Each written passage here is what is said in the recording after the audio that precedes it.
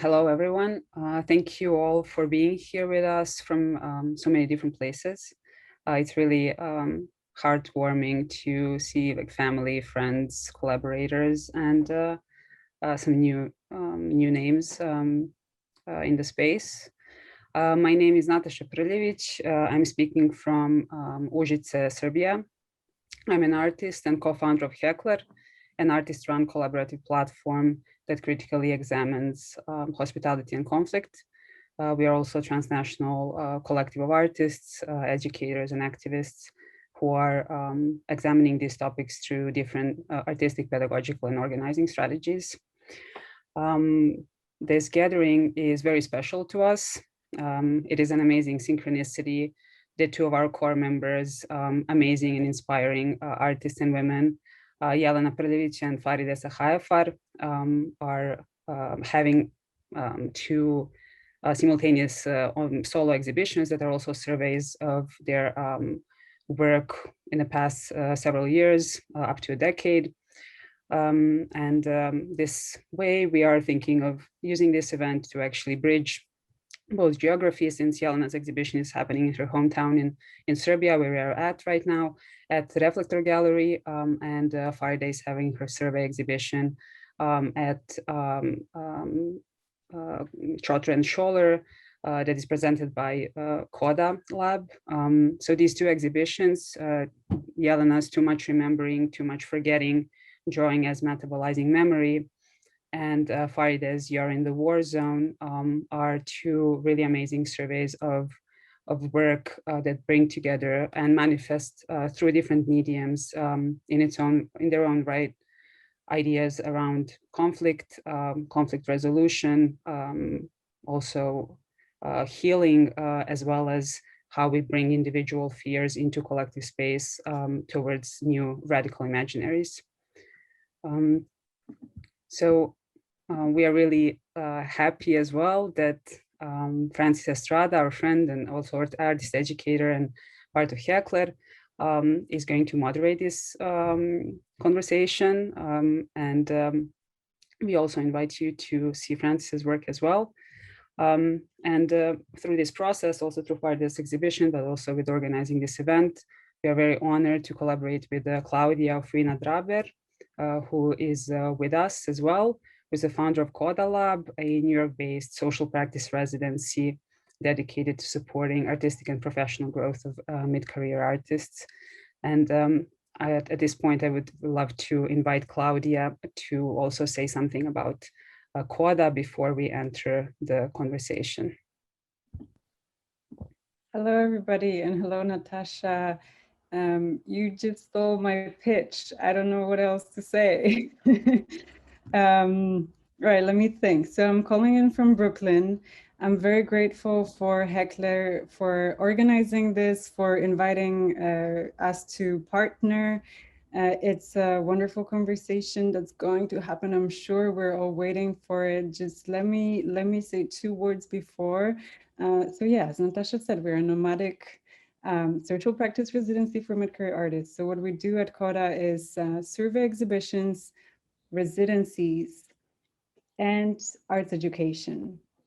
And as part of, so Farideh is a current artist in residence, but also I had the honor to curate You Are in the War Zone, the exhibition that's currently at Trotter&Sholer by invitation of Trotter&Sholer. And that's another great partnership that made this, this work happen, that I'm grateful for. And I think that's mainly it. Let's do it. Francis, the floor is yours. All right. Thank you, Klaudia, and thank you, Natasha, for both of your introductions. And once again, I want to welcome everyone here to this space. We're very excited. Today, I'm just going to talk about the sequence of what we're going through. And as I mentioned earlier, we're going to keep everyone muted for now. Later on in the program, we're going to have a space to open up to questions in the Q&A. But what we're going to do is we're going to keep this somewhat casual and conversational between the two artists, and then with all of us as a group afterwards. We're going to start with artist presentations. They're going to present their works with some slides. And that's going to be followed by some questions that I had pre-designed for the artists. And then after that is when I'm going to invite everyone to share something with us as well. And just for the sake of continuity, if you have any questions throughout the program, just put them in the chat. And what I'm going to do is I'm going to copy them, and then we'll address them afterwards during the section. And on that note, I think we are going to get started. And what we're going to do is we're going to start with the presentations, as I mentioned, and we're going to start with Farideh. So Farideh is a multidisciplinary artist, educator, and a core member of HEKLER. She's based in New York City, and her work investigates the politics of conflict, collective history, and personal accounts. So on that note, I'm going to pass it over to you, Farideh. Hi, everybody. Thank you so much for being here. I'm just, for the sake of not multitasking, I'm going to start sharing my screen. And you guys are seeing, right? Okay, great. Thank you, everybody, for being here. This is amazing to see so many friends and collaborators and also new friends in the group. Thank you, Natasha, HEKLER, and KODA for organizing, and thank you, Francis and Jelena, for being in a conversation with me today. So I guess to start, just giving an overview of what my work is, or trying to give an overview of what the work is, I think my work is sort of a reaction to the media that I've been consuming here in the United States for the past 11 years, and maybe even longer, because I guess we can't really deny the presence of US media and culture around the world, including Iran, the country that I was born and raised in. For the sake of the presentation, I decided to focus on 4 projects that are currently at view at Trotter&Sholer. The first project that I wanted to talk about is Topple, that was made in 2015, which is basically a statue of a faceless monument at the moment of toppling, made from bronze and concrete in collaboration with my sisters, Farideh Sakhaeifar and Mohammad Golabi. Toppling of, when making the piece, I guess the main image that I was in my mind from the media was the toppling of Saddam Hussein on April 9, 2003 by US Marines in Ferdowsi Square. And the main question that I was asking myself was, who gets to do what for what purpose? And I started looking, as I was looking at the moments of the toppling of that monument, I was also looking at the topplings that were happening around the world, and also like the tearing down the images and the posters in many different countries like Romania, Ukraine, Iran, Venezuela, Libya, and Egypt, all around the world, because a few years prior to that, Arab Spring happened, and there were like a series of uprisings. So it was like looking at the images of people and the reactions and the movements that were happening around the world. And there's a lot happening at that moment, at the moment of the toppling, which is, full of emotion, action, anger, pain, excitement. There's a momentum, and the question is, what does it mean to take it away or intervene in that momentum? And I'm leading, that question to an interview that Peter Moss had with Colonel McCoy, and the Marine commander on that moment at the scene about the toppling. And, I'm quoting him that he said, what would that moment have been if we hadn't kind of like intervene in it?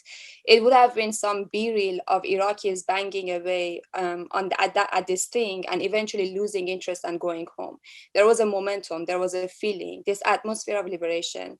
That was the attitude, keep the momentum going. So I guess there's a lot, encapsulated just in this quote, and also thinking about the curation of the media to create an iconic moment, an iconic image, and deciding, miles away from where that actual event is happening on that day, choosing that moment as, again, the way that Peter Moss describes it, on that day, on that one monument was destroyed and another one was created.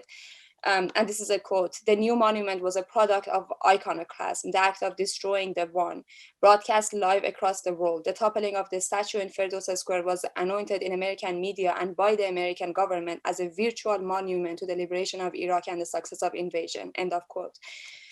So I guess the monument, the erasure of that moment, the erasure of the presence of the people at that moment, and also the erasure of the face, is a way for me to give imagination and allow the people to kind of like fill the blank, and based on their collective memory. And I think, looking at the piece in 2021 after the murdering of George Floyd and the protests and uprising that happened in the United States and around the world, and the toppling of statues of Confederacy also is another collective memory that can be superimposed on this monument at this time. Another series that I wanted to share with you guys is Pending, which is a series of found images from major news agencies that are often accompanying the media's report on statistics and number of refugees. So the invasion of Afghanistan and Iraq by United States, and also the civil war in Syria, has led to mass displacements of refugees and the refugee crisis in the region.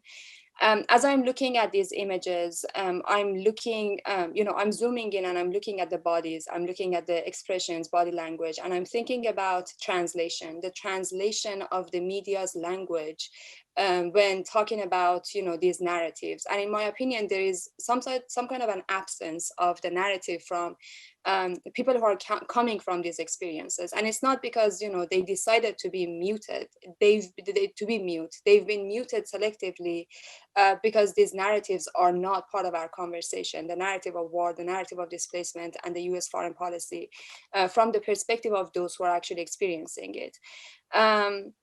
So, as I'm looking at these images, zooming in and erasing every individual's body and face, I'm thinking about the before and after of these images, and I'm thinking about how much is lost in these images that are already taken out of context.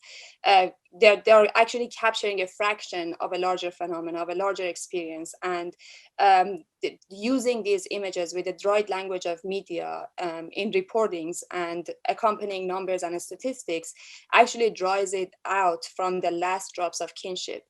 So as I'm picking the tool, the clone stamp as a retouching tool in a technical sense, I'm thinking about, that this translation, this medium, as a form of, thinking about the before and after, thinking about the trauma, thinking about the people, the experience that these people are experiencing through this journey, the violence that exists in there, the pain, the loss. And I'm thinking about the future. I'm thinking about the language, the home, and I'm thinking about the selection, what to keep and what to leave behind. And again, I'm hoping that by bringing that absence, kind of thinking about what is beyond these images and giving imagination to the audience to think about the before and after and actually this journey. The other series that I like to share is You Are in the War Zone. It's a ongoing, it was a, all these projects are kind of like long-term projects that happen through a year to, and they're like process-based. So You Are in the War Zone is a series of gelatin silver prints on fiber paper, and they are street photographies that were taken by Sadra Shahab, overexposed by tracings of documentation and images that I found online from Syria's civil war. And I guess as I was working on the project, I'm interested in observing and understanding the relationship, or our relationship, to the images of war, documentation of war, the spectator, and the passive distance that exists between the viewer and the image or the subject. I am thinking about, and I'm also curious about social media, our phone devices, internet, our screens as the surface that we're experiencing these images. And I'm also interested in the fact that we're bombarded by information on a daily basis. We are opening our phone, we are reading, looking at images, scrolling down, and the moment that we feel uncomfortable with images that are not the norm, quote unquote the norm, we turn off our phone, or we open another browser, or just close the browser, or actually you can just move away from the screen to unsee the reality. And it's about conscious and unconscious, and kind of like our decision to consume what we prefer to consume. So I'm thinking about, I'm also thinking about the economy of war and our contribution to the economy of war, and how much of that lives in our unconscious. Over 50% of federal discretionary funding is dedicated to US military budget. US has been involved in more than almost 10 wars since 2000, and the war has, war and intervention has short-term, long-term impact on people, their lives, and their everyday being. So and so these are basically, you know, my way of understanding our relationship living in the Western context, in the leisure of Western life, to the images of war, and kind of like the overexposure is a way to bring that unconscious to the front, and being selective with, you know, a narrative that is the current narrative of the time, and bring it to the front, to the everyday life of the everyday life of the New York City. Talking and I forget that I'm supposed to go to the next slide. So let's just look at this for a while.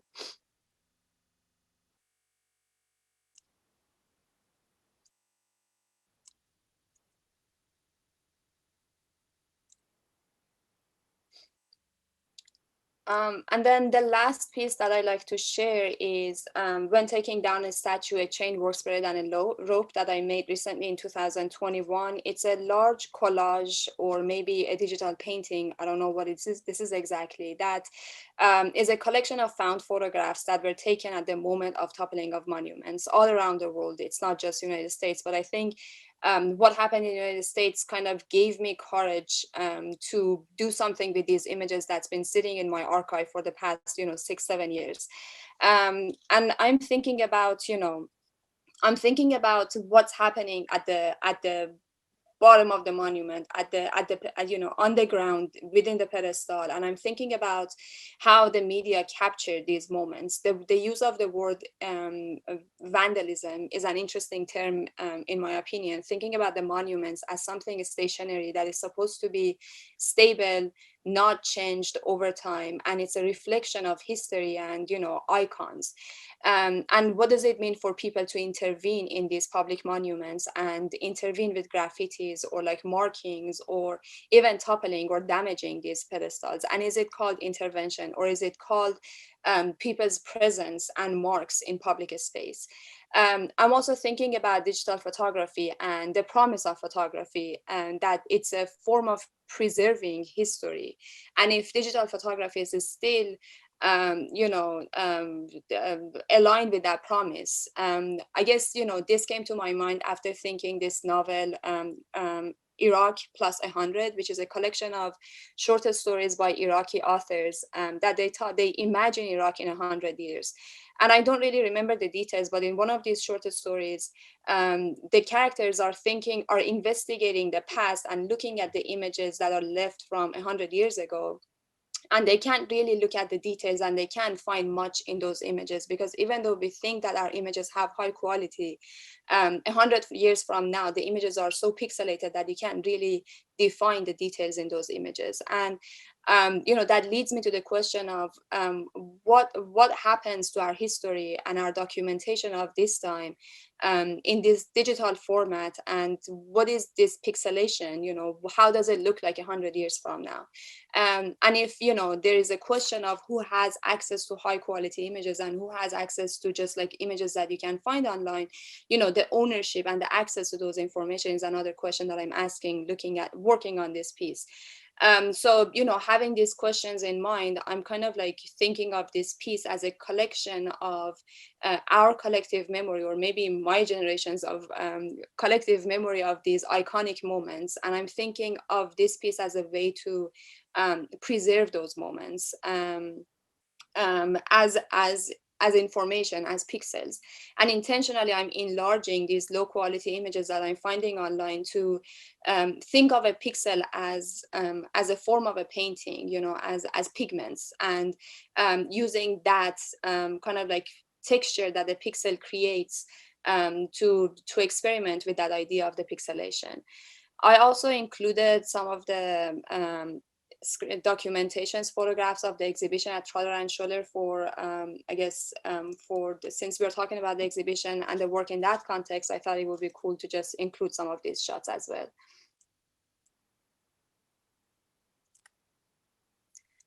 Also, part of the exhibition was dedicated to HEKLER, bringing the collaboration that I had, some of the collaborations that I was involved in with HEKLER on in a format of the documentary film that I guess we can talk more about during the conversation that we have.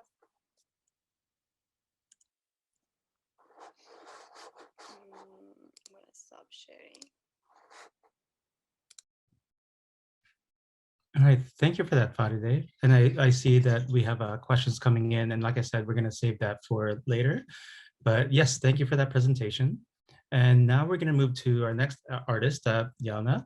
Jelena is a visual artist from Serbia, whose practice exists in the intersection between drawing, animation, and installation. A natural storyteller, she builds her narratives through layering of light, erasure, and the regenerative power of shadows. So Jelena, passing it over to you. Oh, you're muted.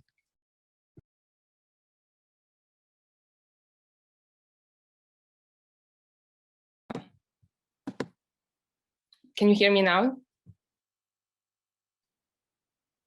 Perfect. Yeah, cool. Thank you all for being here with us. It's so wonderful to see some familiar faces and be introduced to like some new ones.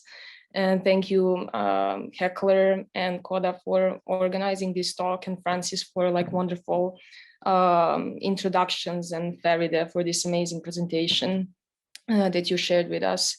So my work speaks to understanding of fear and healing process as integral to the resolution of conflict, whether internal or external.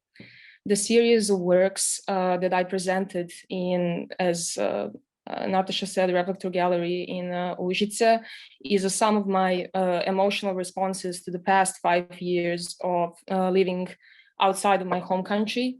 And it was quite insightful to have them premiered in my hometown. So from the context, you know, where they came from, and drawings on display are some kind of seeking, search for a dialogue with one's own fears, identity questions, which include collectively imposed or inherited feelings of safety, guilt, duty.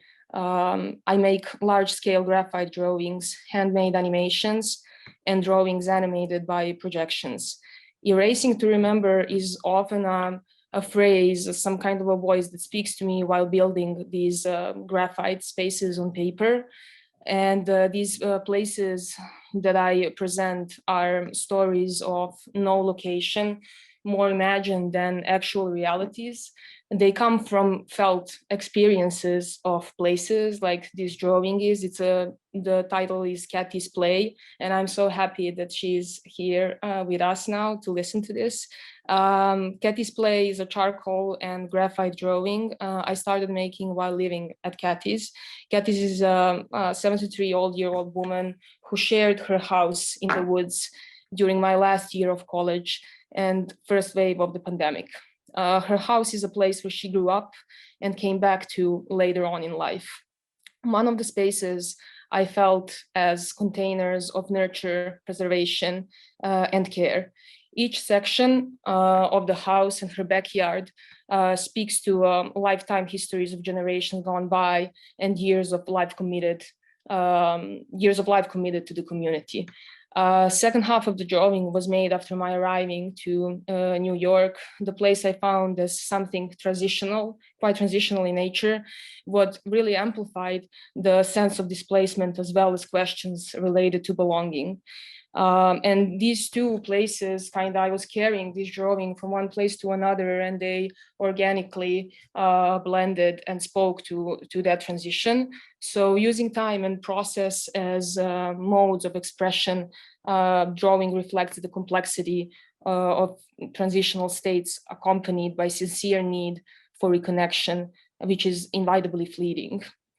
So this is the work in space, and the size of the work kind of carries the observer from one side to another, so it has this kind of cinematic feeling to it. This picture is taken by my mother, and it shows my sister, my father, and myself. I see it as an accumulation of time where looking towards the future is simultaneously means longing for the past.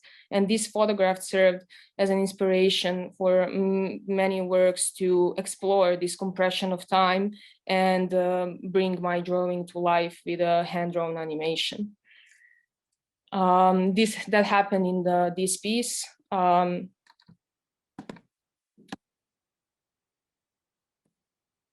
just a second.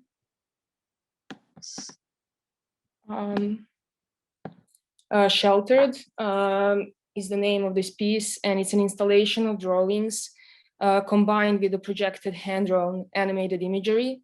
The animation describes the relationship between my sister and myself from different stages of our lives. And the figure of myself as a child presented on the far left corner of the drawing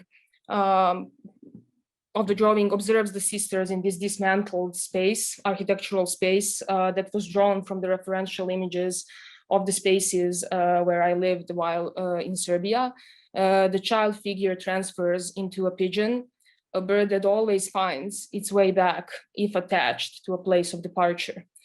The sense of attachment is tied to the elusiveness of memory, visually described in the drawing that functions as a background still shot.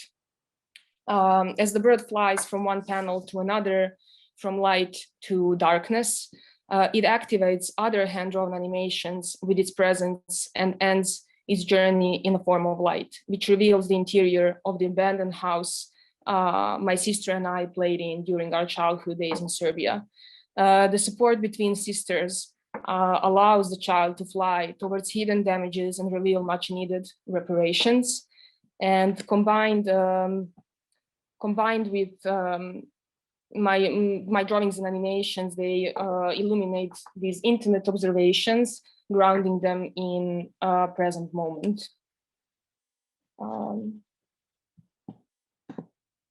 The usage of animation in my work is deeply inspired by the work of South African artist William Kentridge and Japanese animator Hayao Miyazaki.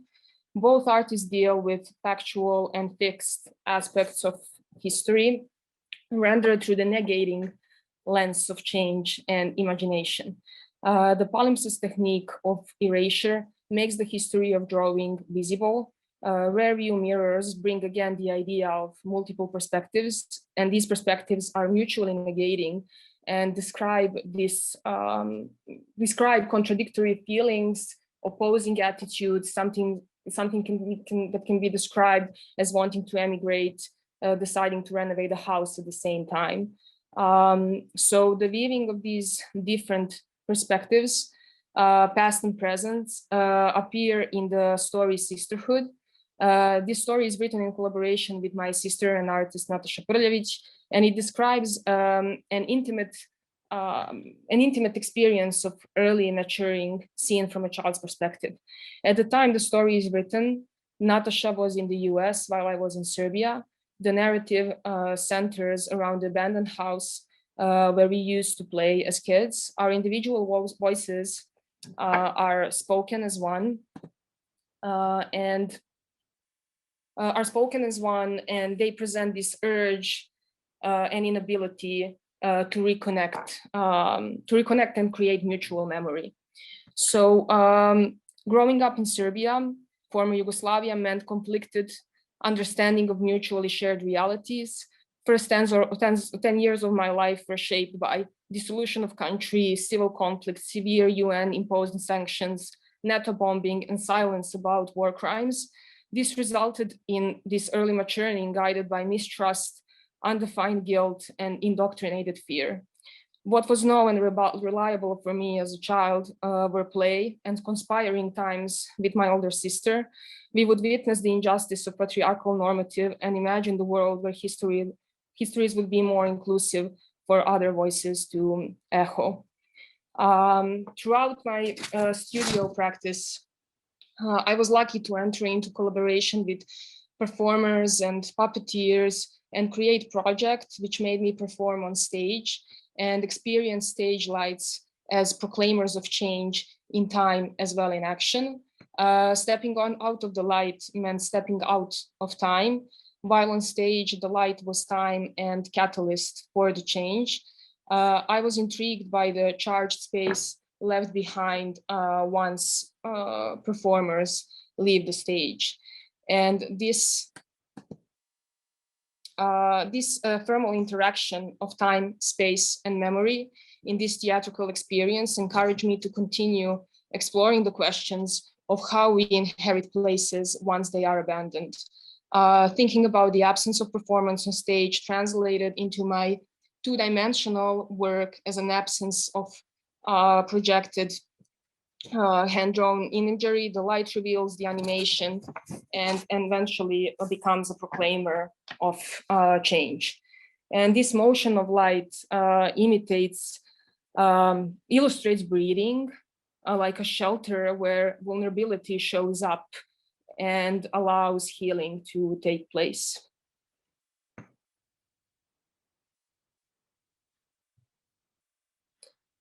This image presents Kadinjača, a monument built to celebrate the lives of workers' battalion who died in anti-fascist fight against occupation. So from 1960 to 1980, then President of Yugoslavia, Josip Broz Tito, commissioned more than 100 monuments to commemorate the victims of fascism. One of them found its place 14 kilometers, which is like 8.5 miles from my hometown, Užice. These monuments were not intended to recall World War II or any sort of violence. The abstract forms are lacking symbolism of political ideology, war heroes, or religion, which inspires the visitor to think about a common future. So they are representation of what Bogdan Bogdanović, one of the designers of this type of monuments, called indestructible joy of life. So this next piece is called Neither Here Nor There. And it's an installation that is inspired by this kind of structures. And it shows up like conflicted state of mind. This dismantled architecture is that state of flux one experiences when confronted with changes and different truths, externally or internally. So there is no stability, only walls partially built. What is strong and stable is projected light. So here you can see some other place where the piece was installed.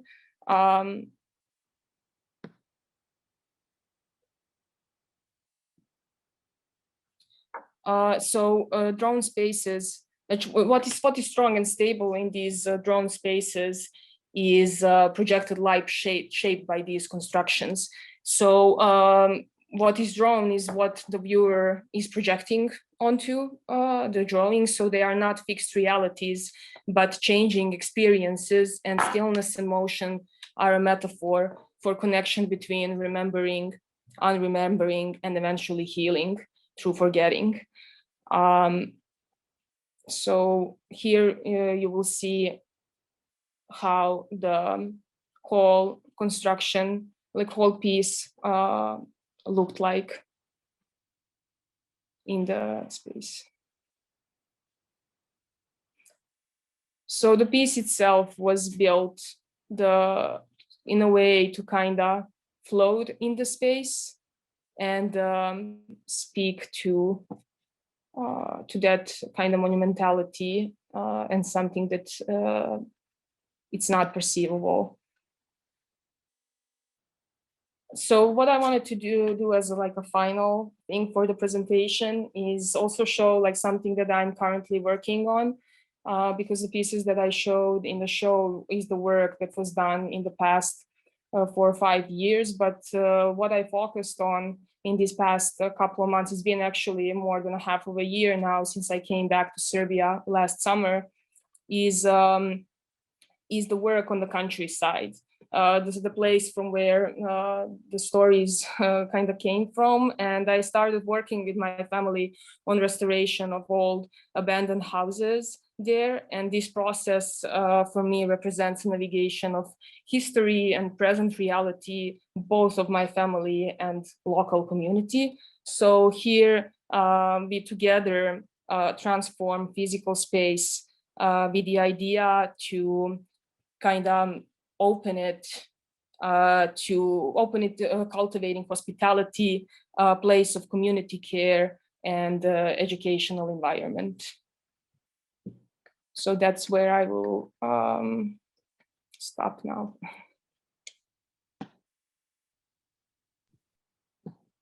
Right. Thank you, Jelena, for sharing that. I think, not many of us have seen both exhibitions. I know I was fortunate enough to see Farideh's in the Lower East Side, but Jelena, it was great to see yours in context of this space as well, to see the scale. I mean, just understanding when just seeing those images, but then seeing them in the gallery setting gives you an idea of the immersive process of it. And then Farideh, one thing I wanted to say too, being in your space and especially looking at you are in the war zone, you have the big window facing into the Lower East Side, and you kind of see this parallel between your work and the community as well. So for this section, I wanted to see if we can have everyone gain some insight on not just your process, but the subject matter you're working with. And in planning this, we had, the three of us had a conversation about the commonalities and parallels between both works. So the way we're gonna do this conversation is I'm gonna ask a question, but the question relates to both of you. And you can answer and jump in at any point, or even speak to each other based on the subject. The first one I want to start with is specific to process, and how do both of you use source material? And source material coming from either things that you see online, things from mass media. Farideh, you talked about the reaction to the media that you've been consuming, not just from when you're here, but even growing up. And Jelena, your source material are also the space and also memory. So I want to ask you the question, like, how do you interact with that source material? Do you have an idea, look for the source material, or do you find the material and move forward? But if you can just tell us about that process, that'd be great. Who wants to? Farideh, do you want to? Yeah. So, well, there are like in this particular series of work, like especially with the animation, it came from the story. So there is some kind of a story that I'm trying to unfold, and it was really interesting to see the works now in this space. And it was the show was installed in a way that the video was projected and the story was resonating throughout the whole space. So it kind of looked as, again, walking through these works after like some time since they were made, it looked like they are pieces of a story. Like each work is kind of guiding you deeper to the experiences that the story itself is trying to kind of explain.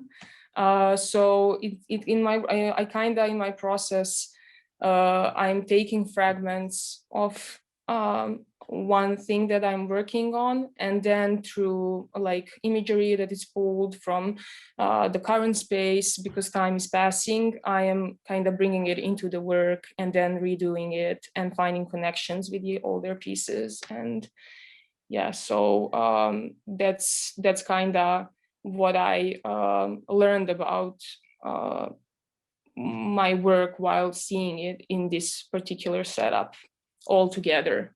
Where in the past I was thinking that one piece speaks for itself and it's done in a particular way, but actually there is this kind of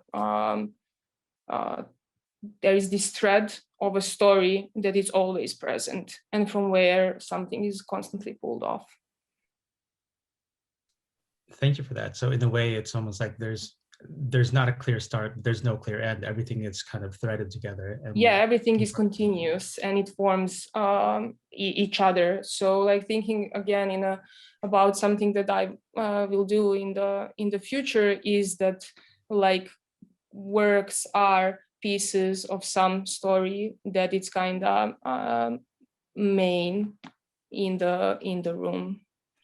And that's the way how we actually, like when you think about the memory and how we built a memory upon like different perspectives and experiences. So it kind of goes with that. Right. Thank you. Farideh? I don't really have a starting point and an ending point either, but it a lot of times, my work comes from observing and reading, and I'm mainly reading the media and the news, and not just one news agency, but I'm trying to kind of like plug myself into different news agencies to understand the narrative from different perspectives. And also like looking at the images that are posted. I guess I spend a lot of times online collecting images of war, looking at them, archiving them, spending time with them, zooming in, zooming out, looking at the details, looking at the facial expressions, body language, and understanding, you know, what is that line that kind of like encourages the audience to move away from these imageries and stop looking at the images of war. And that's why erasure and censorship is embedded in my practice, you know, in the tracing over those images, or in the way that I'm appropriating the language that is used in the media or in the text that is accompanying, you know, those personal accounts. For example, in the case of Halabja 1988, that's a piece about, you know, commemorating the genocide that happened in 1988 in Halabja, Iraq, during the Iran-Iraq war, by Saddam Hussein, but also with the support of many Western countries, including United States, UK, Germany, and many other countries.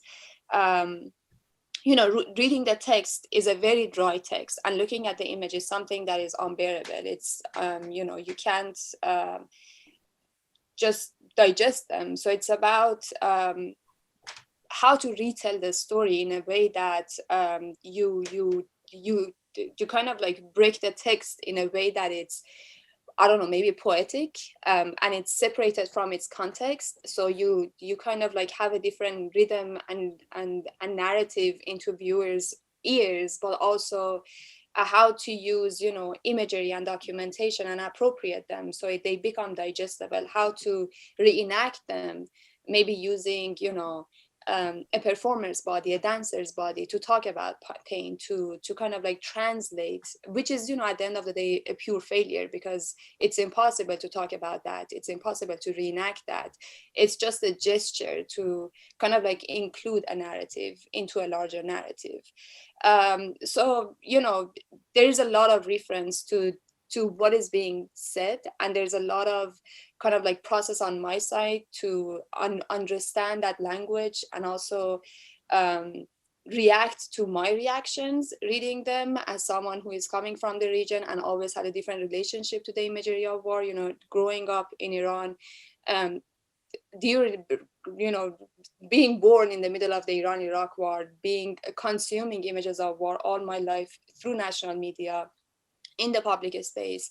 You know, the conversation of war is so present in that context. The discussion around war, the fear of war, the trauma of war is really present. We carry that.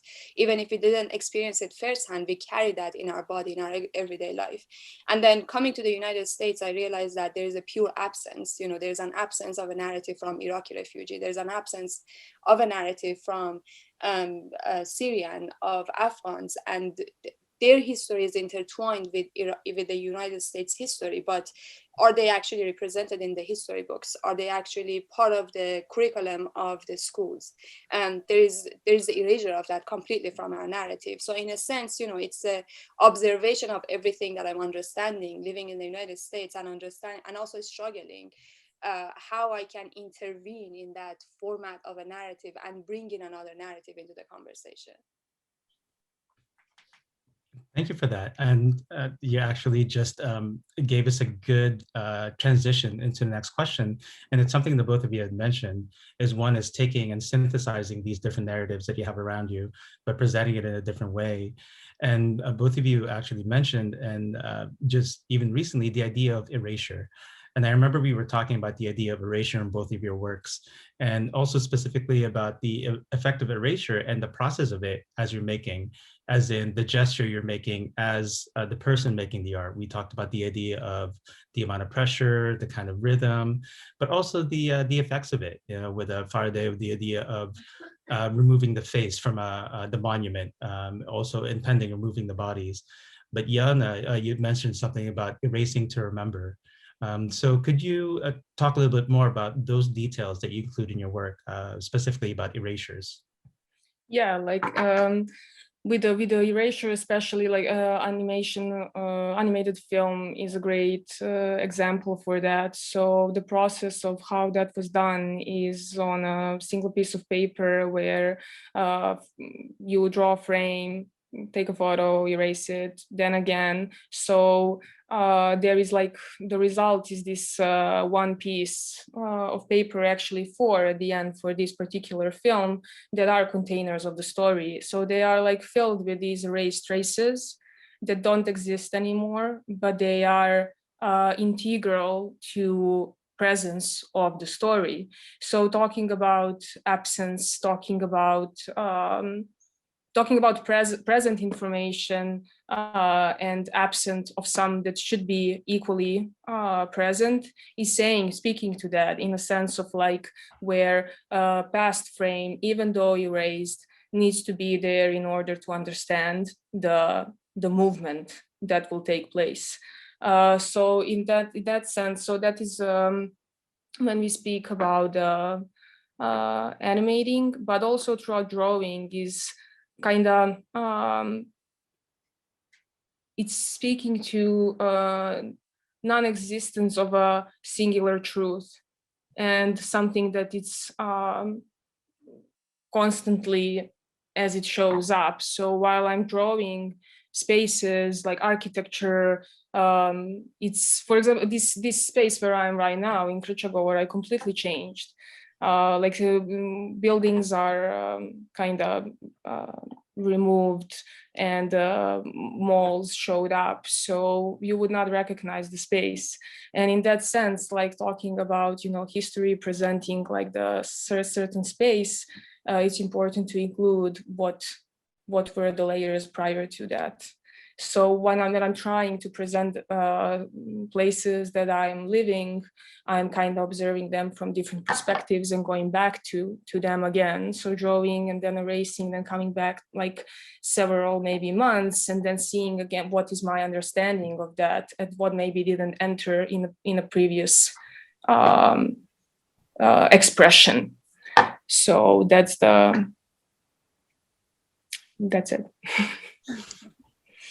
I guess in my practice, erasure is something that happens in the process. So my first reaction looking at the images is either tracing over them or either collaging them, cutting, pasting, combining them to understand how I can deal with this imagery and how I can, and also a form of digestion and a mourning process for me. And then, you know, it's also like, again, looking at the how it's being presented out there and kind of like thinking of my medium as a translation, as an imitation of what is already out there. So for example, in the case of pending, erasing the bodies, I don't see my erasure anything separate from the language that the media is using, you know, and in that process of erasure, you know, I'm intentionally leaving traces of my clone stamp on the surface, because I'm not, you know, my goal is not to erase them perfectly, but my goal is to show that there's something here that you're not seeing. And also, like, you know, in other projects, you know, there is that tracing that happens as the first layer of digestion and kind of like internalizing that imagery and that pain. And then a layer later is kind of like carving into linocut to make a linocut print. That is another layer of a censorship, another layer of removing details to the point that, you know, it's about how much your body actually interacts, the fluidity of your body interacting with the linocut, and how much of it you're able to kind of cut in and how much of it is not able to be transformed. And I'm looking at kind of like engraving as a form of, you know, retelling a story on top of the story that is already out there, and kind of like establishing a censored narrative of a narrative that is maybe too harsh to be acknowledged. So yeah, I mean, in each piece or in the photo transfer projects that I haven't shown them, but, you know, it's a process of photo transferring an image on another surface that we talked about. It's the pressure, the performance of the body. If I put too much pressure in the process of removing the surface, I erase the image. And if I don't put enough pressure, I can't reveal the image. So how much, that's also, again, another layer of how much am I showing and how much am I hiding, how much am I erasing, and how much am I communicating. And also the erasure is also a reference to how much do we know, you know, depending on our relationship to these images, you can kind of like bring in your imagination and your collective memory into the parts that are, you know, erased from the surface. So there's that openness, there's that trust, trusting the audience with their collective memory to kind of like fill it in with their imagery. Thank you for that. And it's wonderful that both of you, in speaking about the process of erasure, you actually answered one of the questions I was going to ask, but you touched on the idea of, you know, collective memory, preservation of histories, but also the healing and selective process, you know, choosing whether or not to take part in those memories or to step away those memories or to be immersed in it.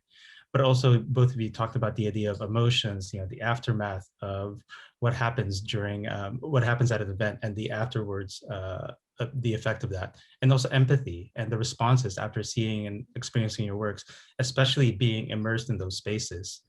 And I think one of the things that you two also talked about is the idea of, you know, the different layering of processes and methods. So I want to ask you something about the use of varied media and specifically about projections, because I know we had a conversation yesterday about your use of projections and how you, both of you approach it in a different way and you try to get a different and specific effect of projections in your work. So if you can share something about that. Yeah, so the usage of projections in my work is kind of, I see it as some sort of distortion, like something that it's bringing another, you know, like what Farideh said about trust and like how you are filling up the imagery that is given, like so it's kind of feeling the still drawing is an aftermath, like something that we see that it's pulled out from the context, and then projected imagery, it's kind of filling up that space, and it's more my emotional response to the event that was presented on the drawing, that maybe that emotion is lacking once the projected imagery is removed from it. But it's also like creating this, I'm trying to create this mesmerizing moment to capture the focus and actually to pull the observer into the space and in some kind of like this dreamlike space where that it's open for the observer to feel with his own emotion and the story. And the timing is really important, like because for my projections, they are or projected light or animated imagery. Timing is crucial in a sense where I'm also playing with this interconnection between the movement and stillness, and in a sense how much what is the least amount of movement that can allow us to understand that still imagery is just a bit in motion. And when it comes to animation, that's really like was hard for me to kind of achieve, that it's not building up of an imagery, but it's just like this tiny amount of information that is helping you to kind of embrace the emotion, that aftermath of the event presented left in the sum of those erased traces. And it's like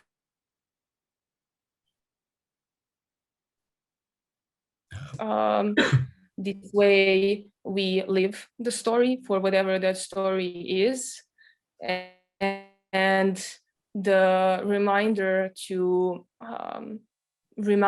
kind of stay focused and listen to what the image is trying to communicate. So in that sense was especially with animated.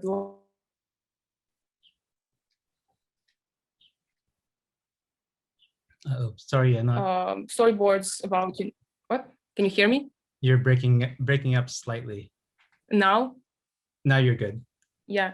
So with the work neither here nor there, that had like these series of animated lights projected onto the drawings, it was a really important part of the process was to actually time these spaces to kind of communicate in some kind of collaborative spirit. So in that way, timing plays another sort of role, and it's and also to keep the observer kind of engaged and like not stay just with the movement that is related to one part of the piece, but actually have it sit still just enough to catch that something else is also maybe happening, that it's informing the actual, like the whole image. Right. Thank you, Jelena. And I think that goes into Farideh, I imagine you're going to talk about the movement and projection as well. So pass it to you. I was thinking actually, I mean, I can talk about the medium and then talk about projection, but I want to show some images about the projection so I don't be so abstract since I didn't show that work. But choosing, I mean, I work with many different medium and I don't really think about the medium until maybe that it's some of the last steps that I figure that out. And I don't know, it kind of comes to me after reading about my subject matter and doing some research on it. So as I'm reading and as I'm looking, I'm kind of like observing and analyzing the languages, the imagery, and thinking about the imitation of that language, the imitation of that format of the presentation. And I'm sketching, and I'm also looking at a lot of artists' work as I'm doing to understand how they do that, or how are they playing with the medium, with different material. I was a photographer. I was never trained to be, you know, a sculptor or make installations. So it's a learning process for me to understand different mediums and also experiment with them and experiment with material and see how they behave and how they react and how they connect with each other. So I guess I can share this work and talk about projection specifically on this piece. It's an installation that, oh wow, of course it's not going to show it. Actually, maybe I can stop sharing and sorry, I can go to my website and share that image. Then we wouldn't have loading problem.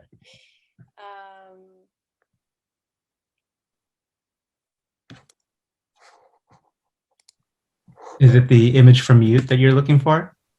I'm looking, are you there seeing it is. this screen? Yes. Okay, so this is maybe one of the main projection experimentations that I did, and this is also a piece about Halabja 1988. It was a 3-year, 4-year project that I was hoping to make kind of like a monument for that massacre, for that genocide, as a way to remember that moment. So it was commissioned and it was placed at the shed. And one of the main questions that I was asking myself was, what does it mean to talk about this subject in a cultural institution in New York? You know, what does this juxtaposition mean? So I thought about my materials and projection in relation to the space, and I used PDLC as a surface to project these images on it because PDLC has this potential to go opaque and transparent.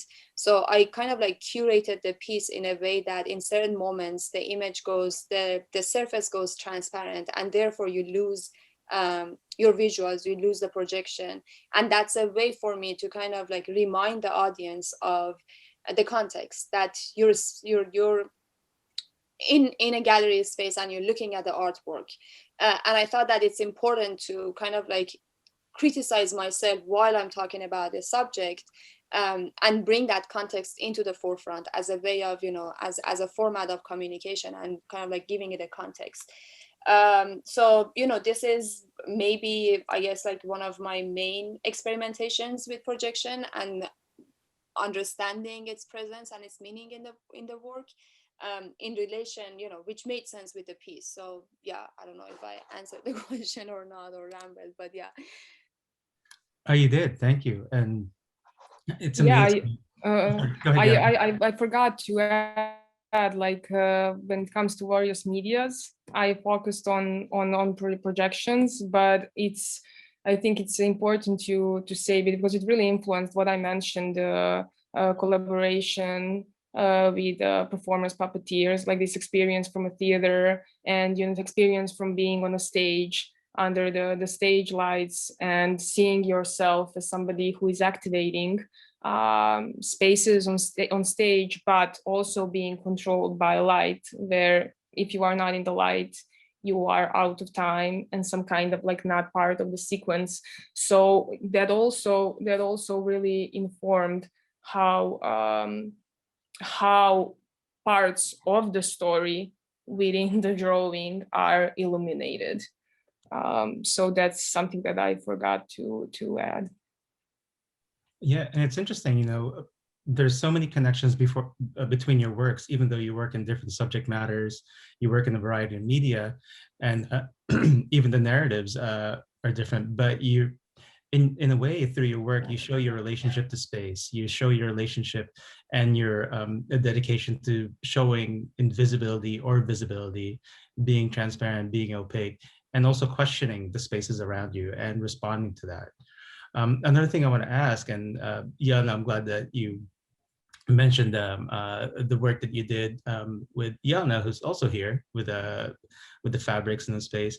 The next question I want to ask before we go into the big group Q&A, so everyone that's a queue to have your questions ready, is I know that collaboration has been a big part of both your processes, and you've gone to so many different a lot of people within the arts, you've collaborated many different times, you're always supporting so many people's works.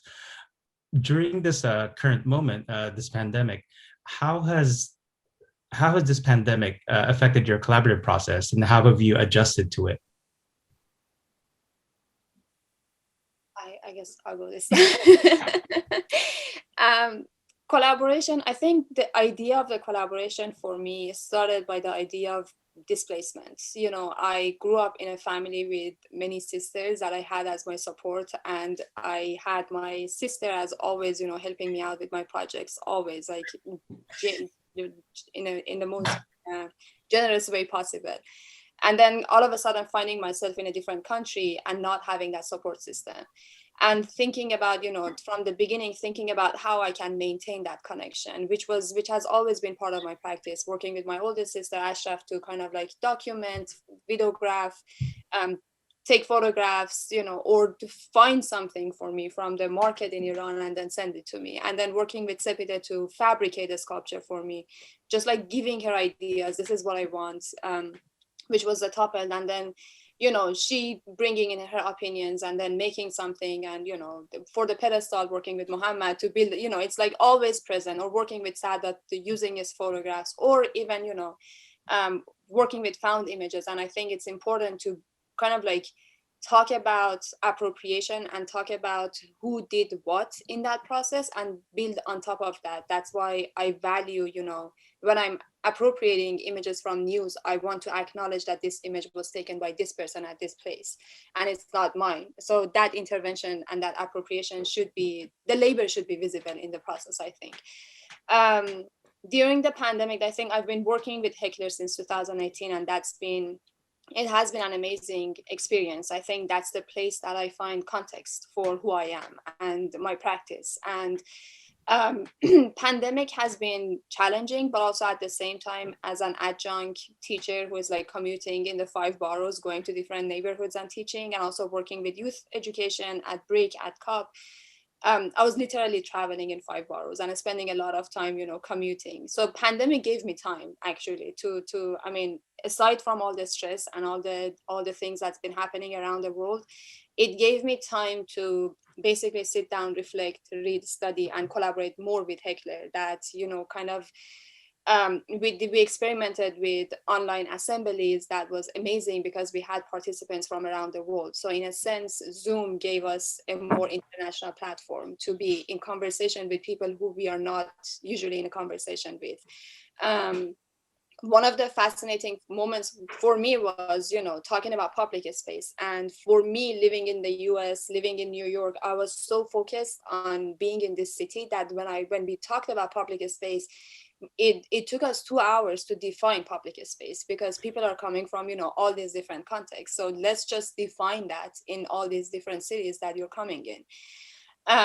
So, in a sense, and also, like, I guess in the pandemic, my priority was not making. I was questioning the use of objects, use of material. I was at the phase that I was like, does it even mean anything to make something when we are experiencing such a thing that is larger than all of us? And what does it mean to reflect on that? What does it mean to understand how the city is functioning during that time? So I guess I was spending most of my 20th year of 2020 understanding my environment, understanding rent strike, understanding, internet equity, understanding the digital divide that is happening, understanding racism, and understanding how to, navigate in the system that is based on white supremacy, and how to learn from, Black leaders during the BLM movement. So even though I didn't focus in the studio practice, I think it was a year of learning and reflecting and collaborating with HEKLER, and, figuring out other ways of being an artist and being in a studio and making things. Thank you. I love how you mentioned this, taking what we're going through and taking it as your reflection. So thank you for that. Jelena? Yeah, so I mean, Farideh said so much. Like, it's for me, collaboration was really insightful when it comes to my own practice, and like I don't know, it's just like really important to say that artists, I don't know, it's easy to say that you did something on your own, but actually in reality, like any kind of ambitious or whatever project that I wanted to execute, it was never done by myself.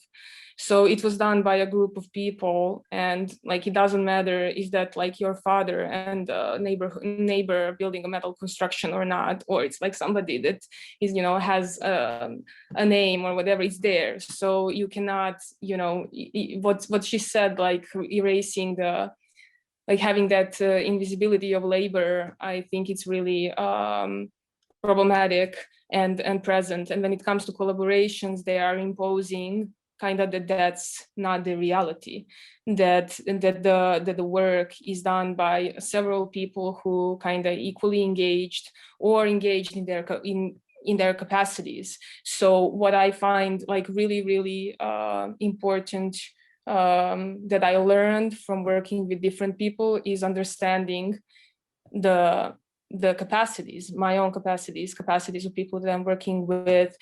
And so when like starting with HEKLER since 2018, it was an amazing experience to work with so many people and to be introduced to so many different practices and learn so much learn about organizing and logistics, like what does it take to do something with bigger like amount of people. And also it's when it comes to studio practice, I can say that some of the most challenging insights were supported by people who were coming from a different kind of different group like of knowledge. And that was really exciting to learn, to work with others, like to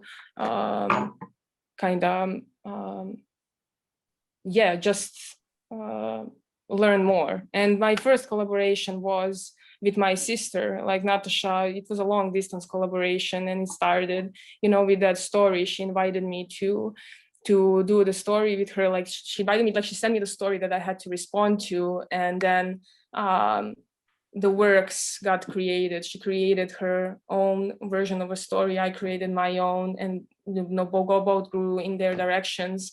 So it's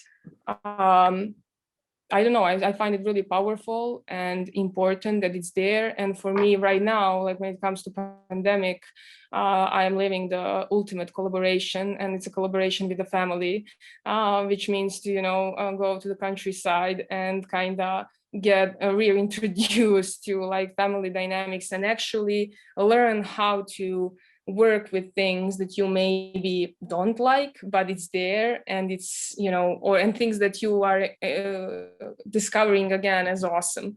So it's and that's, yeah, I find it really cool and important for any artistic practice, at least to try, if not have it as some kind of continuous portion of your expression.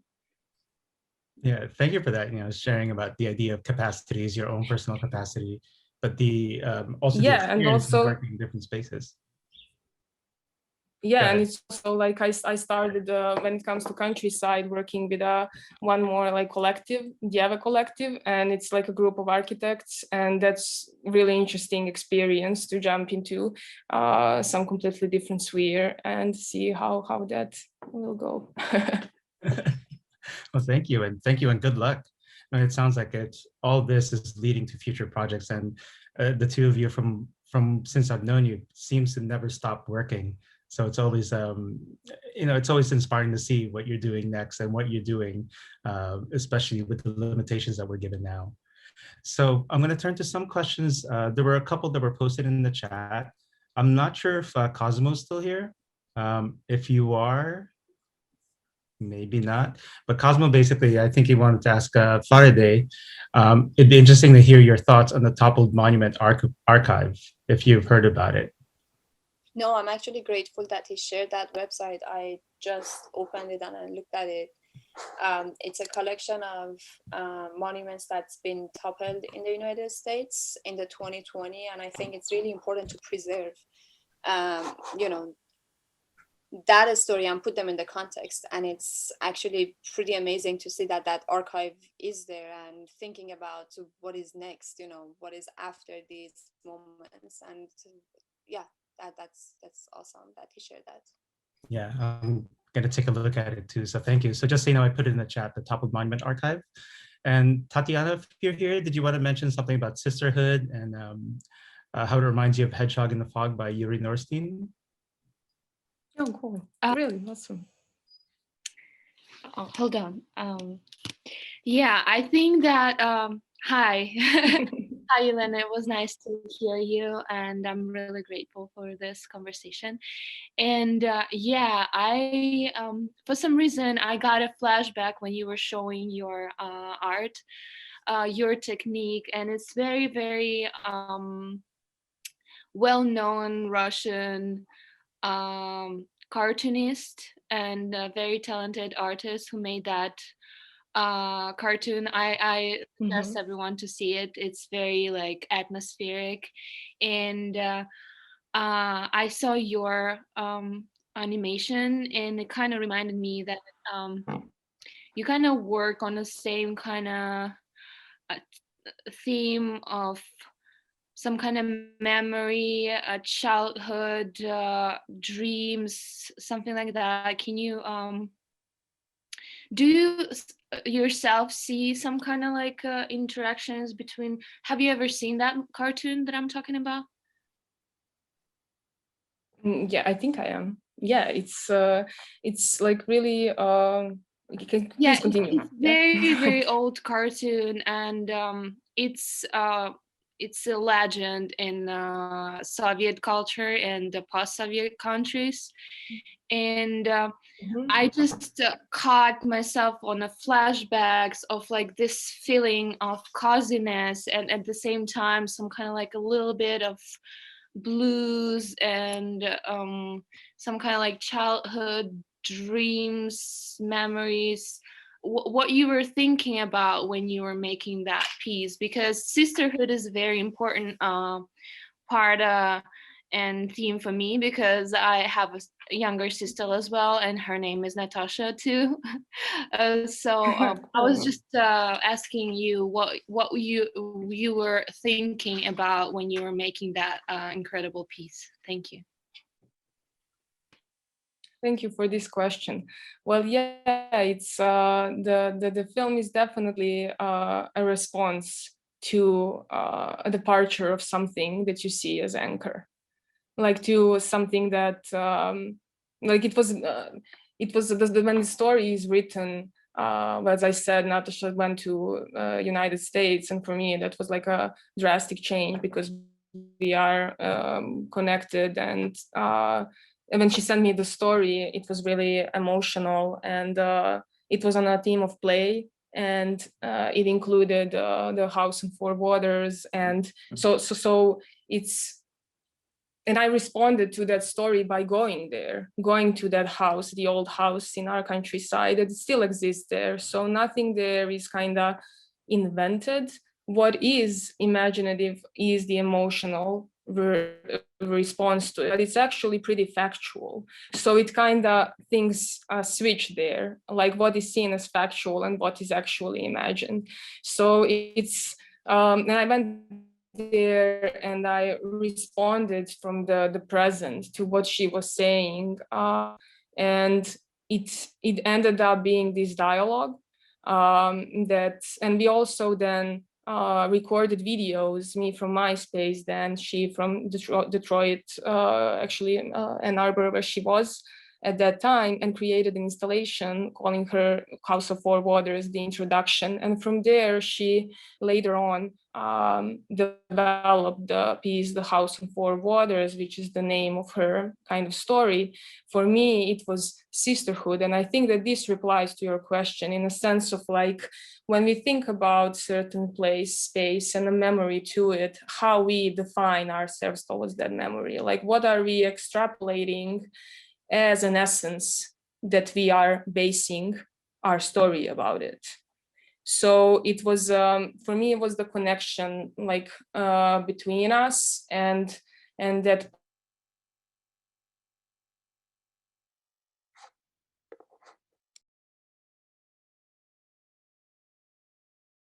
And it was like, you guys freezed. I don't know if my internet is stable or not. You're back on again. We missed you for a few seconds.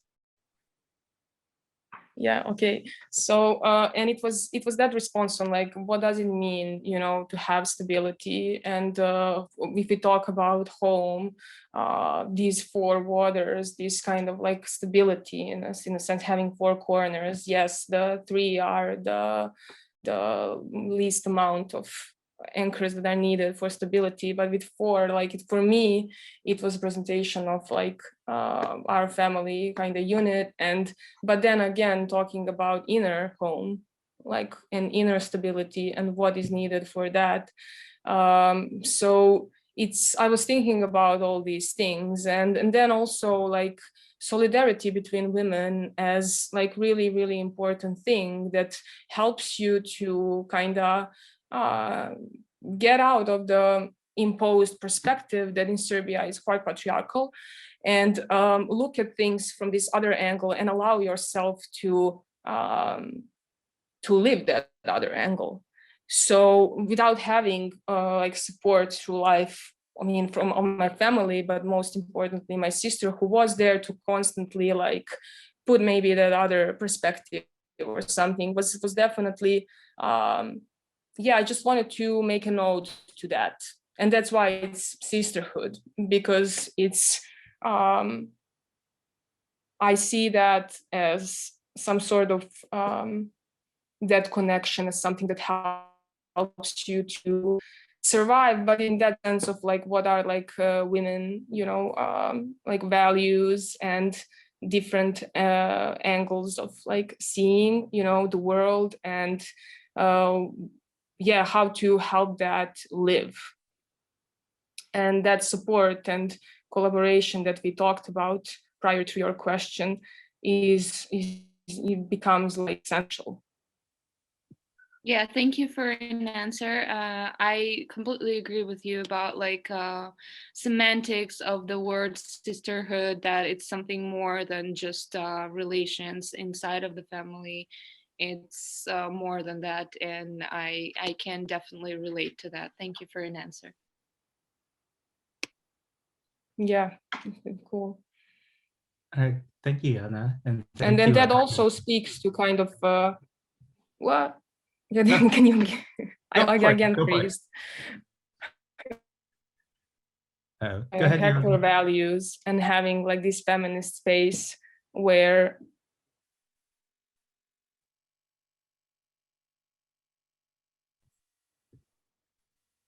you just froze, so we can't hear you. Yeah. Are you back? And now you can hear. Okay. Now we can hear you. Yeah. So, and also like with HEKLER having it as, you know, like a feminist space where it's open for, you know, other safe space for other voices to echo. All right. Thank you for that. Does anyone have any other questions? You can type it in the chat or you can unmute yourself and ask.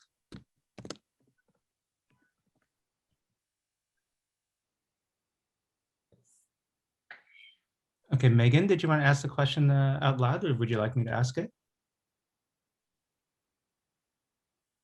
Hi. Yeah, I was just very interested in the use of graphite in the animations of your work. I don't know. I know that animation is like the basis of that is using drawing, but I thought it was very interesting how you expanded that idea with like using graphite, and I was just very interested in like your purpose of using graphite in your work like that. Thank you for the question. Yeah, I actually discovered I started doing large scale drawings once I discovered graphite powder. That was something that allowed me to almost like perform while drawing, because that's the way how I'm making these bigger surfaces of graphite surfaces. I'm using hands, so there is a lot of like touch to it. It's not like a separate manipulation like when you are using pencil. So it's some kind of like painting with a drawing technique. So graphite really allows me to be, you know, equally like precise and detailed, but then is diminish, like remove the detail and cover it up with something that it's like a bigger surface of material. And and then it's also with graphite that it's dust. So it's kind of really vulnerable and easy to like erase or change and transform. And I think that speaks to the way we kind of carry our stories and the way we listen to the stories that are told to us. It's kind of like they are super fragile and they can transform and shift very easily depending on the environment where we are like hearing them and the people we are trying to, you know, share them that can influence them. So in that sense, it's really interesting how graphite equally can be like this dense surface that seems like non-erasable at all, completely, because trace is always present, but on the other hand, it's fragile. So this juxtaposition of these two sides of material is something that I see with, especially because it's present in everyday kind of life and the way we experience stories around us. Thank you so much. That was really insightful and I really like that. That's very cool. Thank you so much. Thank you. I have a question for Farideh.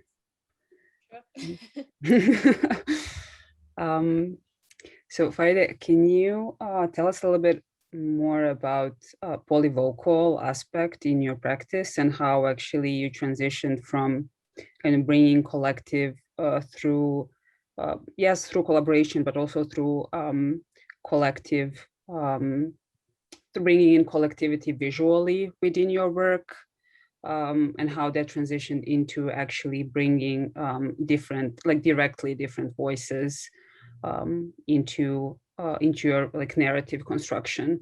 For example, with Halabja, and as well as with like collaborating with a theater group, and the aspect of voice and movement, because a lot of work that you shared was focusing on kind of like use of medium, where there was some form of detachment from the actual event, but then when working with body and with voice, your practice really went into like a next dimension, and within that context also the collaboration with the People's Tribunal, that I think for most of us collaborating within that context was kind of like both challenging but also very kind of like empowering way to enter a new form of working. That's a great question. That's something that I guess I'm learning a lot in the process, and I never have the answer to it. I think from the early time that I practiced art back in Iran with a project, workers are taking photographs, that I collaborated with my sister and asking her to kind of like take part in the whole process, and also like thinking process, development process of the project.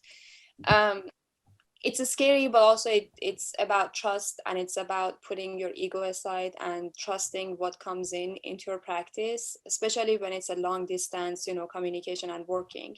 And I love the excitement, and also for me it's a way of learning something that I don't know how to do, and basically getting into the environments that kind of like maybe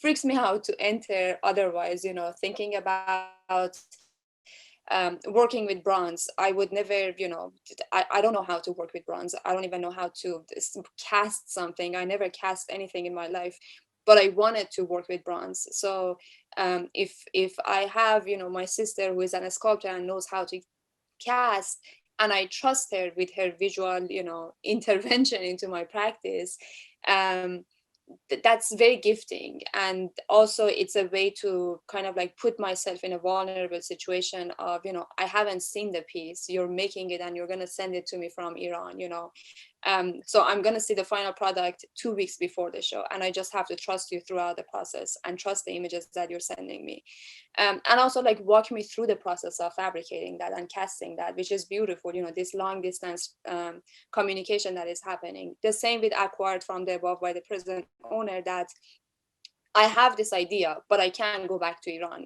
How can I collaborate with people who are back home and build something and make something? So again, with Ashi, with my sisters, I guess they've been part of my practice. They know my aesthetic, they know, and I'm constantly in a conversation with them. So again, that's the trust, and also like kind of like going on the side and being, what's the flow and what the process will bring for me and how I can work with those material.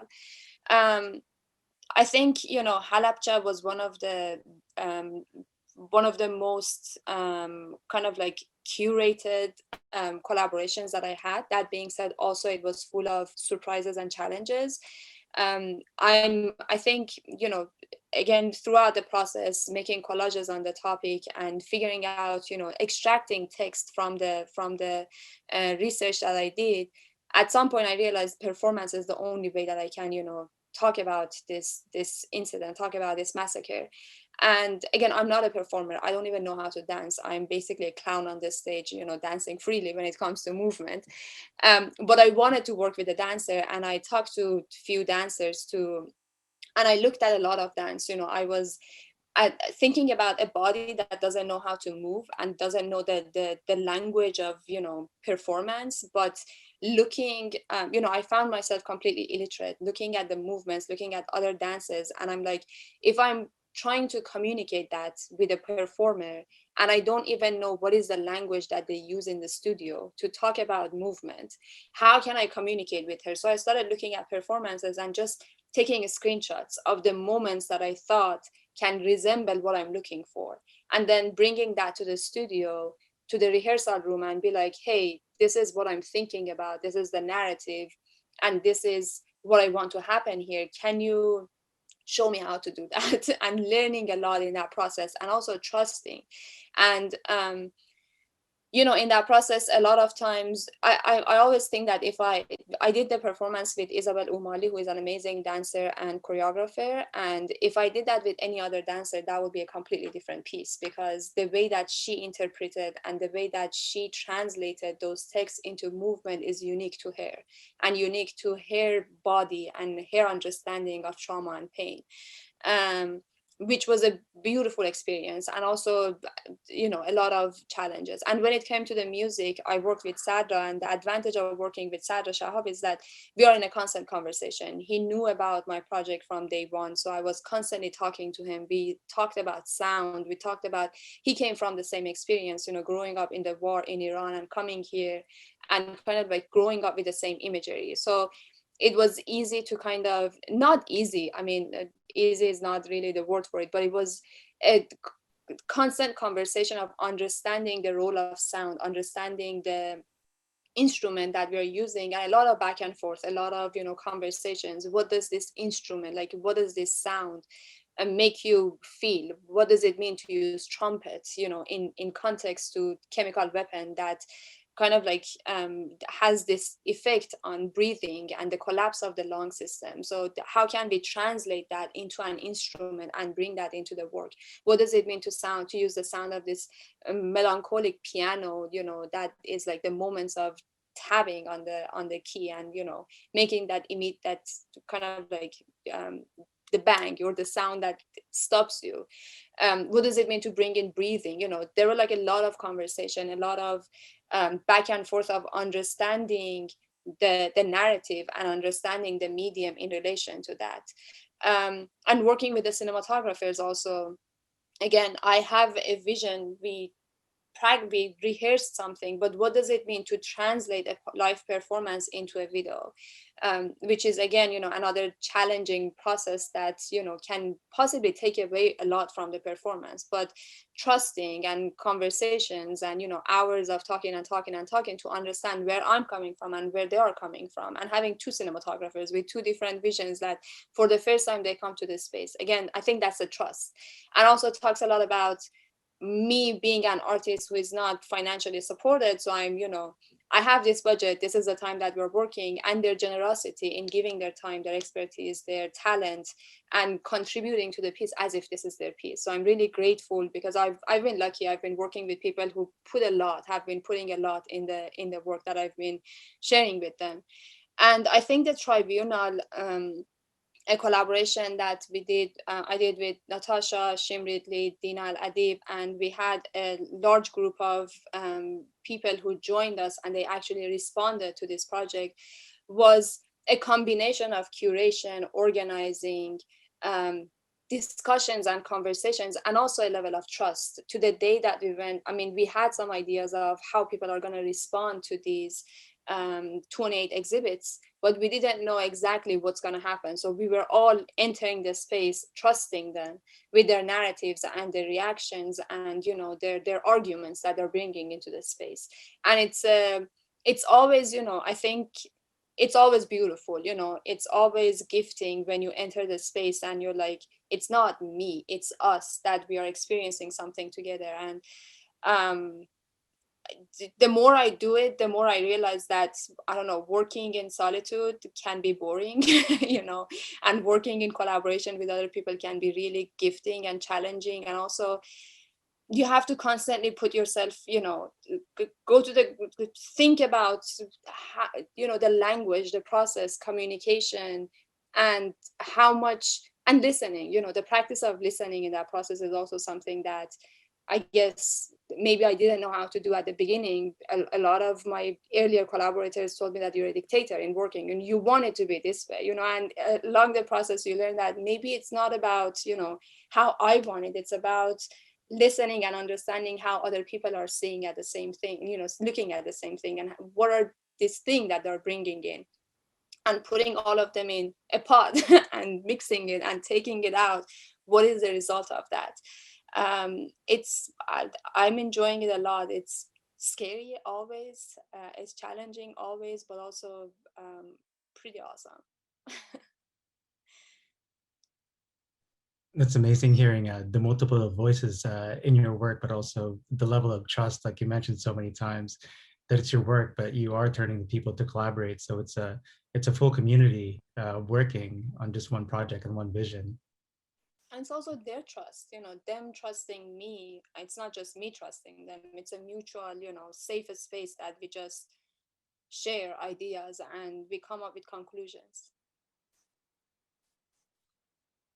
Yeah, thank you for that. Looks like we may have time for one or two more short questions, if anyone has any.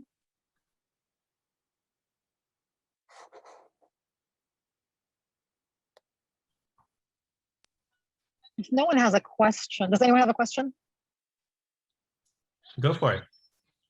I guess it's not necessarily a question. First, thank you so much. This was really heartwarming and just beautiful. And, I know both of you to some level, but this was just, I feel like a whole different level of intimacy and just depth to the conversation that I'm honored to be a part of. So thanks for sharing. It was really beautiful. Thanks, Francis. Thanks, Farideh, Helena, and everyone else involved. There's so much to say. I think a lot of things have been said, so I don't want to repeat it. But I think, I'll take this opportunity since no one's having a question, and I want to just invite you, Farideh, Helena, Natasha, and others that I've been in conversation with, and new folks who I haven't been in conversation with, to take this conversation outside of this, and I'm really specifically interested in the concept of scale in both of your works that was talked about. So I'm not going to repeat a lot of those things. I'm just going to highlight some of the things I heard, the scale and the issue of monuments and monumentality. And I'd like to propose taking this conversation, to a workshop, maybe, if anyone's interested in this, and think about, some of the projects that were brought up. One of them was the Monument Lab, the other one was the Archive Project, and looking at these sites, whether they're in the US and elsewhere, that were toppled or created as a response to fascism or dictatorship, and looking at your works as a form of an intervention into those public spaces. So how would you take your work to those public spaces and either create new projects, or maybe a collaboration between the two of you or the three of us or multiple people, where we identify these sites that you've identified, right, or that they actually don't even exist, right? So, and let's let me be more specific. So in the context of the US, there's many monuments on a daily basis that are being toppled, right?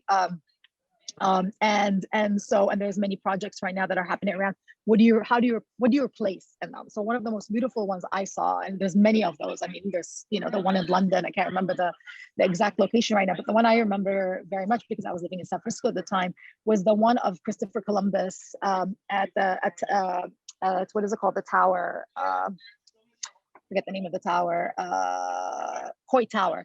And it's facing Alcatraz, right? And Alcatraz, for most of you are familiar with it, but if you're not, for some reason, Alcatraz was a site of resistance for many, many years by indigenous folks trying to reclaim it. Anyways, without getting into all that history, Christopher Columbus's statue was facing Alcatraz, and last year the statue was removed, which was an incredible gesture.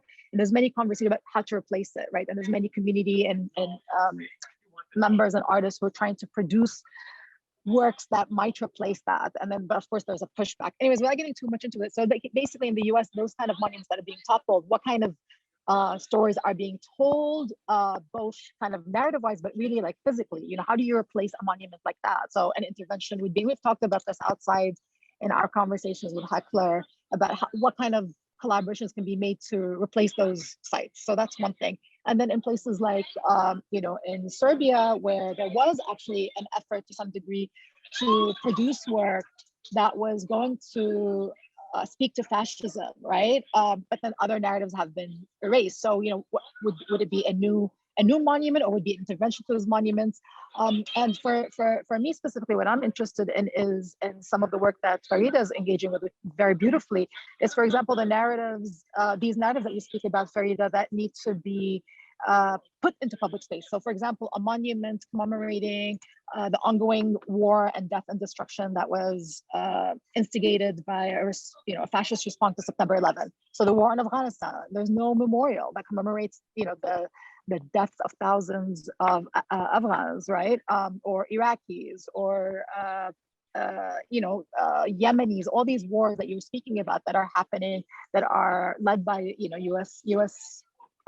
imperial interests and militarization around the world, are causing havoc not only obviously in those countries, but having a kind of a cyclical back, right? Without getting too much into it. So basically, the point is, like, how do you create these monuments that are in physical space, confronting these populations that are aware or unaware of those realities. Anyways, I don't want to get too much into it. I think we're all on the same page. A lot of us are having these conversations, thinking about it.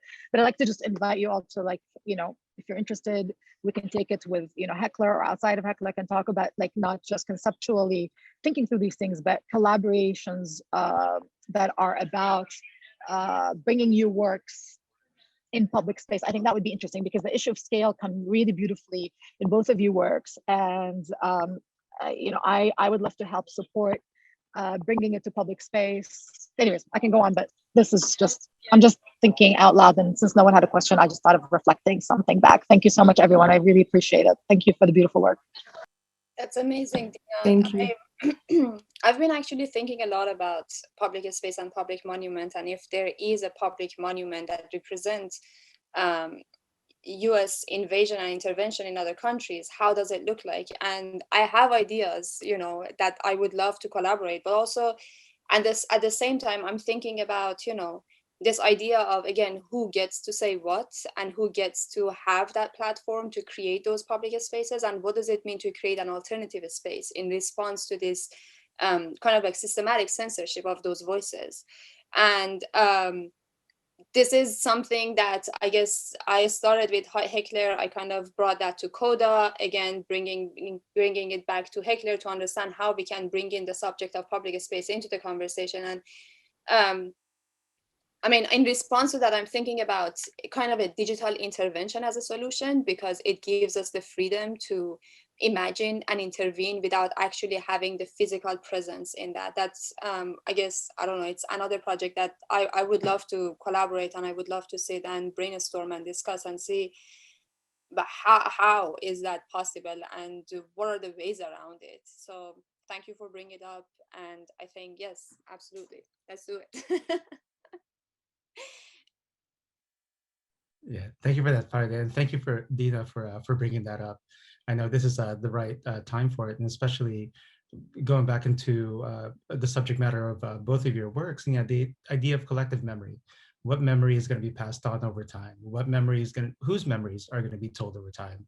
But also, how are those memories going to be shared, and in what spaces, and in what context? So, at this point, Natasha, do you want to see if we can do one more question? Or yeah, does anyone have, I think we have time for one last question, if anyone has one.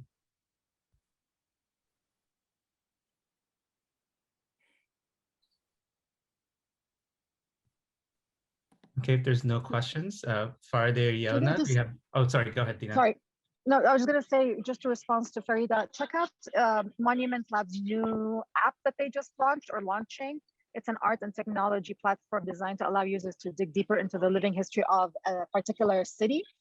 So it's an app you download, and then I don't know exactly, so it's a brand new thing. Check it out, and it basically helps you learn about the monuments in the city as you walk through. told and untold stories. So my point, I just want to say there are projects like this that are happening that are digital, but I think it's interesting to think about the digital in relationship to the physical still. So I just want to say, check that project out, and I can share more other projects like that that are engaging with it both on a physical level and a digital. That's ongoing. Monuments app, you said? Yeah, so it's Monument Lab, the Monument Lab. If you just check out Monument Lab's Instagram or whatever website, they just launched something called Overtime, and it's an app that you download. Overtime, it's you download the app, and they're doing a collaboration, like a prototype of the tour with the Philadelphia Museum of Arts. So they just launched it, and they're doing a prototype, and then they're hoping that this app can be downloaded by everybody. I don't know exactly how in the future they're trying to think of it, but it is an app. And I'll have you, just check it out on their website. Thank you, Dina. This is amazing. Okay. Sounds like the next project is augmented reality. But on that note, I just want to say thank you so much, Farideh and Jelena, for sharing not just your insights, but your artwork, your references, your thoughts, your future projects, your past projects. I mean, this has been very, we didn't get a chance, like I said, to see the exhibitions, but we got to see more than just the behind the scenes, and we got to know more about you and your process. So I want to say thank you, and I'll pass it off to either one of you or Natasha.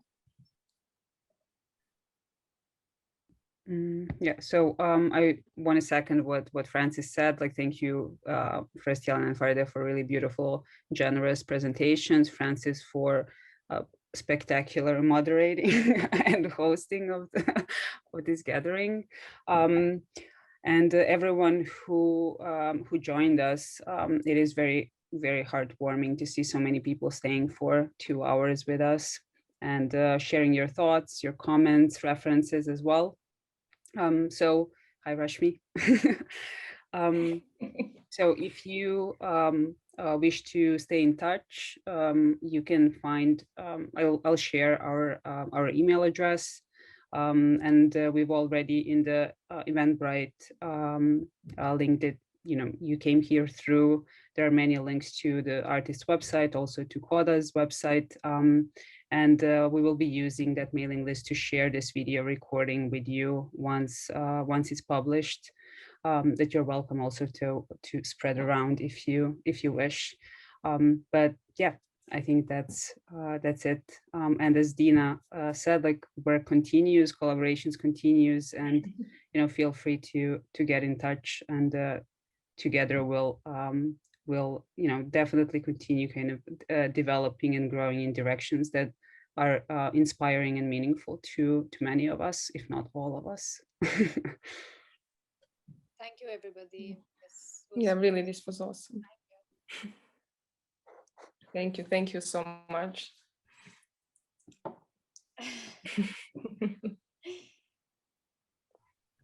Thank you, everyone. Take care.